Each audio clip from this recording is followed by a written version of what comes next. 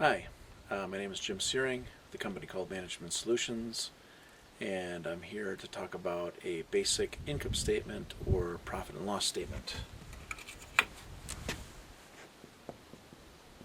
Income statement. P&L. It is one of your company's financial statements. The income statement tells you if you are winning or losing. Winning, making a profit. Losing money. I would also consider your income statement to be your action statement. It's kind of where all the action occurs in your company, your financials. Different from your balance sheet, your income statement occurs over a period of time. And typically you would look at your income statement either for, say, a month or for a year. Let's look at a year. So you might look at it for a month. You would like to look at it every month, or a year. So we're going to talk about a year, January 1 through December 31, 2011. I'm coming to you from my deck here in Colorado up at 9,000 feet, and there's a few bugs around here, but they're not too bad. Okay, back to the income statement. Income statement, simple elements of the income statement. We're going to start with sales. Sales of your business. I'll give you sales of, say, $2 million over the year.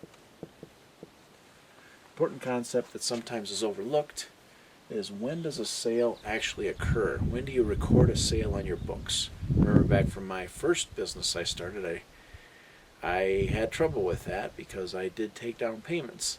And that kind of changes the way you look at a sale. It can.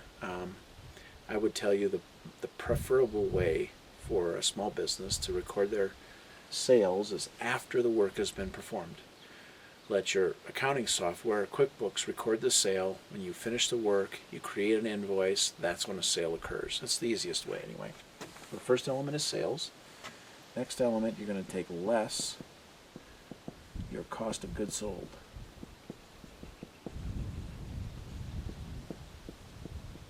Your cost of goods sold are basically your labor and materials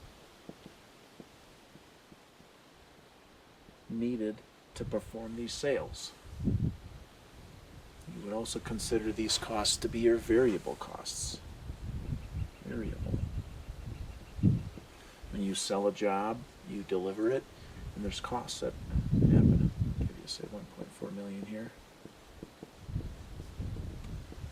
70% of sales. Cost of goods sold. Simple math. The next section is your margin.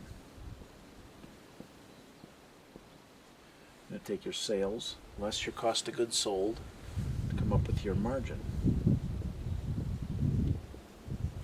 That's 30%. Margin plus your cost of goods sold equals your sales. Another way accountants would talk about margin, or you might see this in other respects, you might call it your profit margin. I don't particularly like the word profit associated with margin because you think that's what the profit is.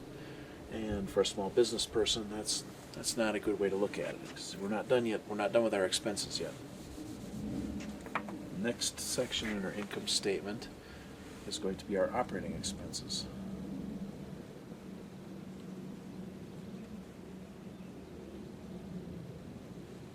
Your operating expenses are going to be your fixed costs. I would also call these a choice. You choose these. These costs occur whether you work or not. Those are things like rent, utilities, insurance. There's quite a few things that fit into this heading. Just give you 2 lines here. Throw some money at this, 400,000. Simple math once again. You got your margin less your operating expenses. I'm going to give you the bottom line, your net profit.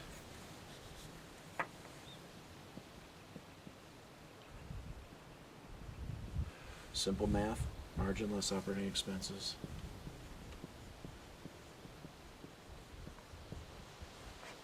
This number is the number that your accountant is going to use to calculate your taxes at the end of the year. Now this income statement that I'm showing you, there's guidelines for an income statement, but if we had, say, 10 different accountants here and we asked them all to create an income statement for your business, and if they had the opportunity to cast your books, we'd probably have 10 different income statements here. So there's guidelines, but not specific rules. This is kind of an in-between complexity income statement. I think it's the bare minimum you need to understand and drive the profitability of your business.